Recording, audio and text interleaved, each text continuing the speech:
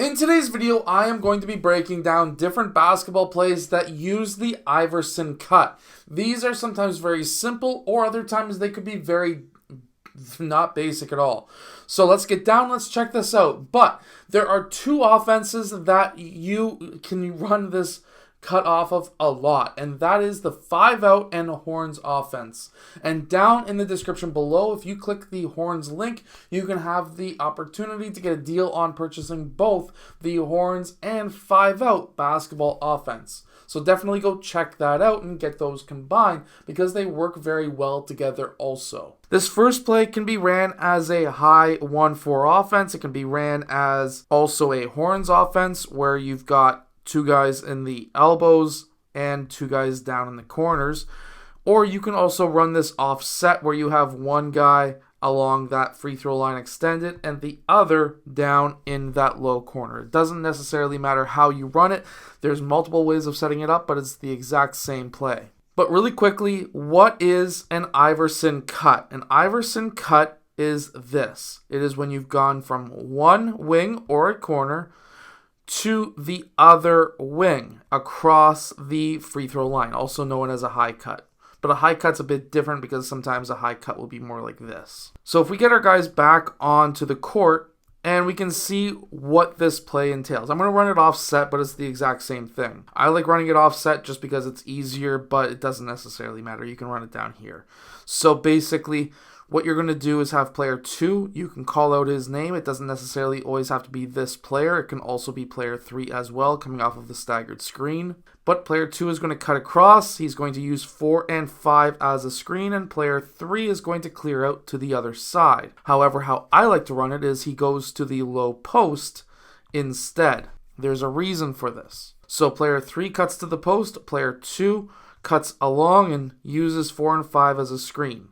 Now, obviously, player 2 is the first option. If player 2 gets that ball, then player 5 and 3 need to clear out. Because what's going to happen next is either he drives baseline or player 4 sets a screen on one of these two sides. Obviously, if these guys have cleared out and there's a screen on this side, then player 2 attacks down middle and player 4 rolls to the basket. Or instead, if he screens on this side, player 4 can do a short roll to the elbow and player 2 attacks the paint because then he has the opportunity to pass to player 4 or out to 3 or 5 or even to player 1 technically, or he can score himself. Now, let's say the ball went or could have went to the other side. So for example, let's say that pass is not there. Player 5 goes down, sets the screen for player 3 comes up. Player 3, if he gets that ball, player 5 could set the screen for him on this side, or the other side, doesn't necessarily matter. These just guys have to clear out. If he gets that ball, screen and roll, same rules apply on this side. If he doesn't get that ball,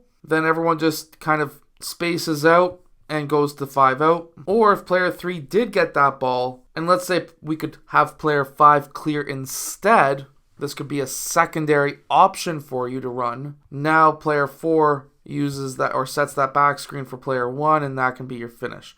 But your main initial play is player 3 going over top of 4 and 5 and 2 clearing, and that is your initial part of this play. If we now call this next play for player 3, what we're going to do is have the screen down for player 3, player 4 is going to screen down for player 2. Player 3 is then going to sprint up, player 2 is going to sprint up, but he's going to be the one setting that secondary screen. So, screen is set, screen is set. Player 2 comes up, player 3 goes along that high post or that free throw line, and now player 3 is open. You'll have player 4 who is flashing to the corner, player 5 who is flashing to the corner, and because player 2 was the last screener, he is going to be the one who is rolling to the basket. Obviously, if he's open, he could pass to player 2 or he could take that 3. The other option is if none of this is open, we can go into a flex style play where player 2 sets the screen for 4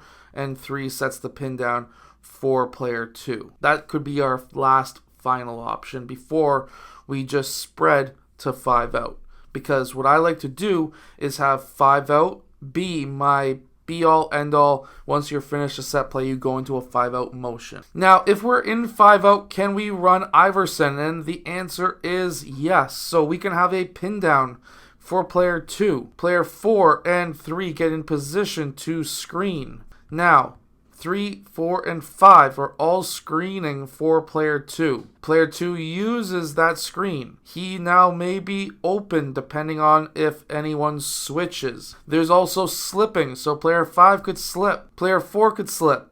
Player 3 could slip. That's all options. Now, this next and final play is a little bit more difficult. We're going to have a pass over to player 1. Player 4 is going to set a screen off ball to the corner. This is very, very important because now player 2 is going to be cutting across and player 3 will be setting that screen so that player now 2 will be wide open, hopefully, in this wing. If he doesn't have that pass available, we can have player 5 set the pin down. Player 3 has popped off of that screen. Player 4 uses that pin down, and now we can reverse that ball around, getting it past that imaginary line in the middle of the court, that if you pass this multiple times in the same possession, you will be very successful. And player 4 could take that 3, or 5 could set that screen for player 4 as well. Now my camera has died, so make sure to go check out the 5-out offense that is down in the description below, as well as the Horns basketball offense. Together they work extremely well. I will see you guys again in my next video. Hit that like button and subscribe.